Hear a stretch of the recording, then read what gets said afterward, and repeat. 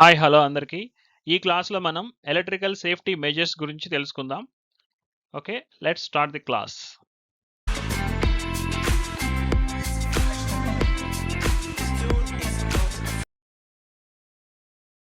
Okay, first మనకి సిలబస్లో working principle of fuse అనేది ఉంది. ఫ్యూజ్ అంటే ఏంటి? జనరల్గా ఫ్యూజ్ అందరికీ తెలుసు. సో ఫ్యూజ్ అనేది ఏంటంటే a simplest and cheapest device which is used for interrupting the electric circuit in short circuit conditions. అంటే ఏంటంటే ఓవర్ లోడ్ కండిషన్స్ అని కూడా అంటాం వాటిని. అంటే కరెంట్ కానీ రేటెడ్ వాల్యూ కన్నా ఎక్కువ కరెంట్ ఫ్లో అయితే వెంటనే అది అప్లయన్స్కి వెళ్లకుండా బ్రేక్ చేయాలి సర్క్యూట్ని, అంటే ఫ్యూజ్ యూజ్ అవుతుంది అనమాట. ఆ వర్కింగ్ ఆపరేషన్ ఎలా ఉంది అనేది మీకు స్క్రీన్ మీద చూపిస్తున్నాను. సో చూడండి, ఇక్కడ వర్కింగ్ ఆపరేషన్లో the action of fuse is based upon the heating effect of the electric current. Excessive current flow అయినప్పుడు, ఇదిగోండి ఇది ఫ్యూజ్ వైర్ అనమాట. సో ఇటు నుంచి ఇటు కనెక్ట్ అవ్వడానికి ఈ ఫ్యూజ్ వైర్ని యూజ్ చేస్తాం. అది కూడా వైర్ ఎప్పుడు కూడా థిన్ వైర్ ఉండాలి, అంతేగాని ప్రతిసారి ఫ్యూజ్ బ్రేక్ అవుతుందని ఇక్కడ థిక్ వైర్స్తో ఫ్యూజ్ని రీప్లేస్ చేయడం అనేది అది ఫాల్ట్ అండి. అలా చేయకూడదు ఎప్పుడు కూడా. సో థిన్ వైర్స్ని యూజ్ చేసినప్పుడు ఎక్సెసివ్ కరెంట్ కనుక ఫ్లో అయితే ఇది బ్రేక్ అవుతుంది. అప్పుడు ఇది ఇక్కడ బ్రేక్ అయినప్పుడు ఏమవుతుందంటే సర్క్యూట్ బ్రేక్ అవుతుంది అనమాట. Under normal operating conditions when the current flowing through the circuit with in the safe limits, అంటే ఏంటి, రేటెడ్ వాల్యూస్ వెళ్ళినంతసేపు ఏమి ఇబ్బంది ఉండదు. ఆ హీట్ డెవలప్ అయింది ఏంటంటే ఆ ఫ్యూజ్ ఎలిమెంట్ క్యారీ చేస్తుంది అనమాట. అండ్ ఎప్పుడైతే ఎక్సెసివ్ కరెంట్ వెళ్తుందో అప్పుడు ఈ ఫ్యూజ్ వైర్ అనేది ఆ సర్క్యూట్ని బ్రేక్ చేస్తుంది అనమాట. ఓకేనా. Next, miniature circuit breaker. దీన్ని మనం ఎంసీబీ అంటాం, బాగా తెలుసు మనందరికి ఎంసీబీ అంటూ ఉంటాం. దాని ఫుల్ ఫామ్ ఏంటి? Miniature circuit breaker. MCB stands for miniature circuit breaker. It is an electromagnetic device which is used to protect the connected load in electrical circuit. The main function of this device is whenever excess current flowing through it, then it trips and protect the connected load. It trips manually as well as automatically. ఇక్కడ ఏంటంటే fuse wire అయితే మనకి break అయినప్పుడు మనం డెఫినెట్గా మాన్యువల్గా ఫ్యూజ్ని replace చేయవలసిన అవసరం ఉంటుంది. ఎంసీబీ అయితే ఆటోమేటిక్గా అది ఆపరేట్ అవుతుంది.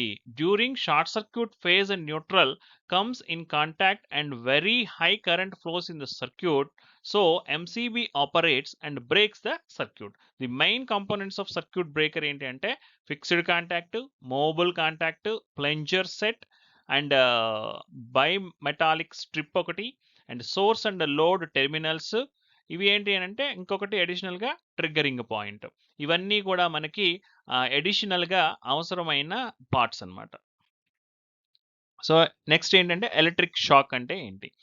It is a sudden stimulation of nervous system of the human body by the flow of electric current through a part of the body. Electric shock is a life-threatening issue. It is caused by direct contact with a live conductor or a flashover.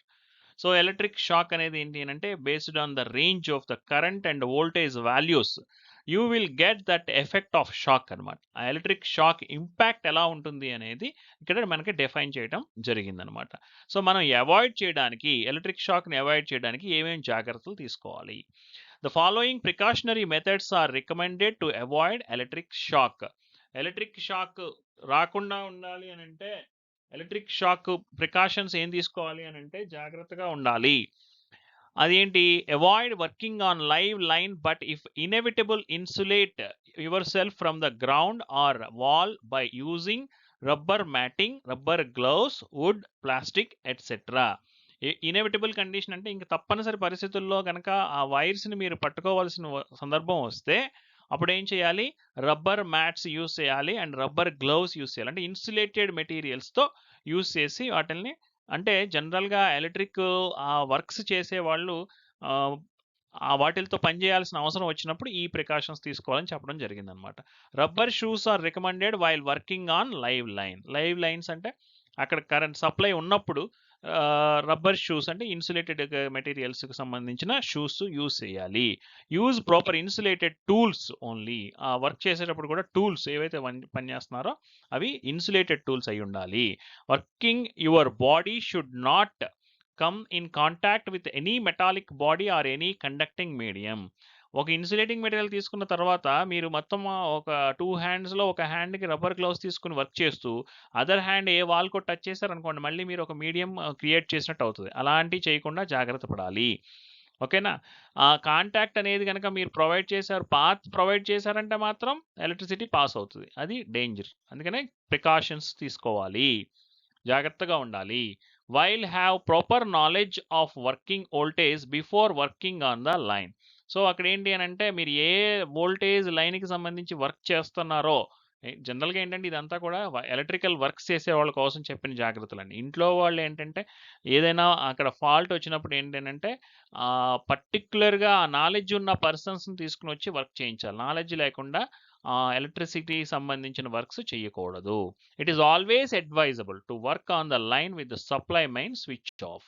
Supply mains switch off చేసి మాత్రమే చేయాలి. Okay. Next topic వచ్చేసి earthing అనమాట.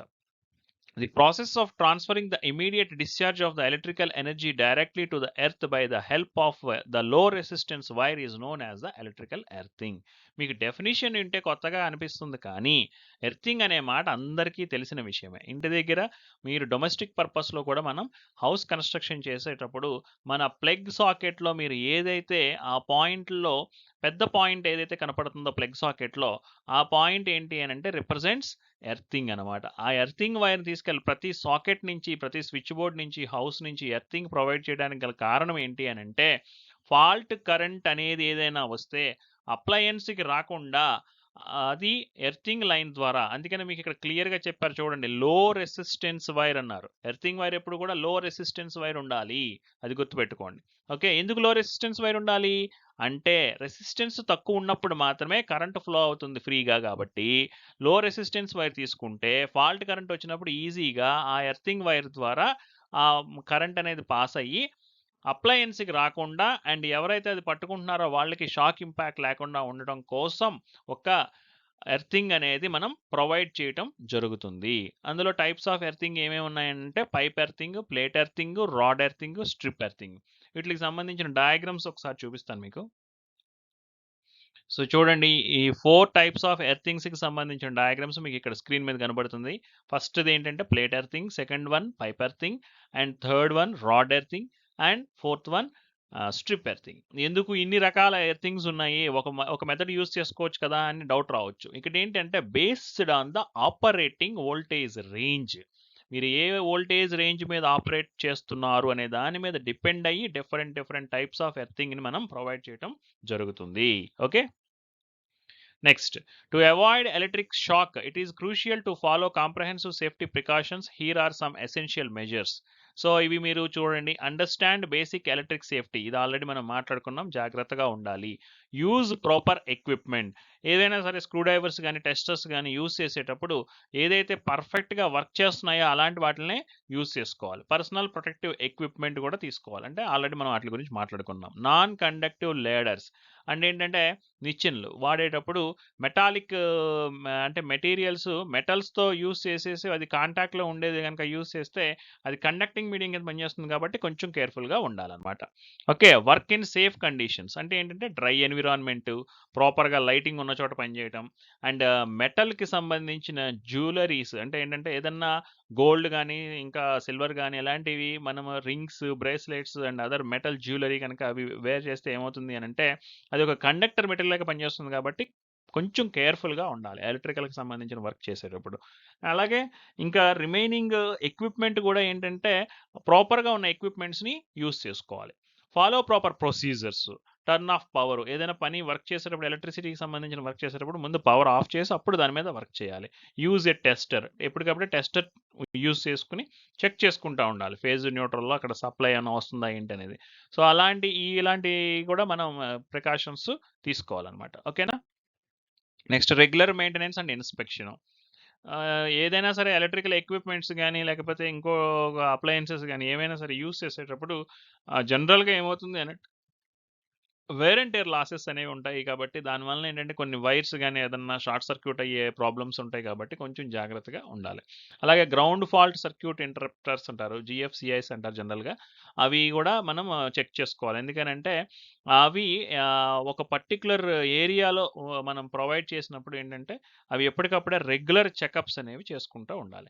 Awareness and training, educate చేయాలి. అంటే ఎలా ప్రతి ఒక్కరికి కూడా ఆ వర్క్ ఏదైతే చేస్తున్నారో ఎలక్ట్రికల్ వర్క్లోకి వెళ్తున్నారో దానికి సంబంధించిన పూర్తి ట్రైనింగ్ అనేది ఇవ్వాలి. ఎలక్ట్రికల్ సేఫ్టీ మెజర్స్ చెప్పాలి. అండ్ ఇంకా ఎమర్జెన్సీ ప్రొసీజర్స్ ఏంటంటే know the location of circuit breakers and how to turn off the power in case of ఎమర్జెన్సీలో ఎప్పటికప్పుడే ఎలాగ ఆఫ్ చేయాలనేది కూడా చెక్ చేసుకోగలగాలి. ఫస్ట్ ఎయిడ్ బాక్స్ అనేవి ఎప్పుడు కూడా రెడీగా ఉండాలన్నమాట. ఓకేనా? అండ్ ఇంక్లూడింగ్ సిపిఆర్ కూడా తెలిసి ఉండాలి. అవాయిడ్ ఓవర్లోడింగ్ సర్క్యూట్స్, ఓవర్గా లోడ్ చేయడం కానీ లేకపోతే థెఫ్టింగ్లు జరుగుతుంటాయి కొన్ని చోట్ల, అలాంటివి కానీ అవాయిడ్ చేయాలి. Use grounding and bonding. Okay, be cautious with electrical appliances, professional help తీసుకోవాలి. అండ్ ఇవి మనకి ఎలక్ట్రికల్ సేఫ్టీ మెజర్స్ అనమాట. విత్ దిస్ థర్డ్ యూనిట్కి సంబంధించిన టోటల్ సిలబస్ మనం కవర్ చేసినట్టు అయింది. కొంచెం జాగ్రత్తగా ఫాలో అయ్యి గుర్తుపెట్టుకోండి. ఎగ్జామ్లో అడిగినప్పుడు రాయగలిగే విధంగా గుర్తుపెట్టుకోండి. వీడియోస్ అన్నీ కూడా తక్కువ టైంతో చేయడానికి గల కారణం ఏంటి అని అంటే గంటలు గంటలు వీడియోస్ చేస్తే 1 అవర్ ఒకేసారి 1 అవర్ కంటిన్యూషన్ వీడియో చూడాలి అని అంటే మీరు చూసి గుర్తుపెట్టుకోవడం కష్టం అవుతుంది. కాబట్టి షార్ట్ స్పాన్లో 10 to 20 మినిట్స్ లోపలే అన్నీ కూడా బిలో 20 మినిట్స్ డ్యూరేషన్లోనే చేశాను. 20 కూడా కాదు, ఆల్మోస్ట్ 15 మినిట్స్ డ్యూరేషన్ కన్నా తక్కువలోనే నేను వీడియోస్ మేకింగ్ చేస్తున్నాను. కాబట్టి జాగ్రత్తగా ప్రతి వీడియో చూడండి. ఇప్పుడు వరకు చేసిన ఈ వీడియోస్తో మీకు ఈ ప్లేలిస్ట్ మనం ఏదైతే తీసుకున్నామో ఆ ప్లేలిస్ట్లో యూనిట్ 1, యూనిట్ 3 అని ప్లేస్ చేస్తాను. వాటిని ఫాలో అవుతూ మీరు జాగ్రత్తగా సిలబస్ ప్రకారం అన్ని టాపిక్స్ కవర్ అవుతాయి. కాబట్టి మీకు it will be more helpful for your R23 regulation examinations. Okay, thank you very much.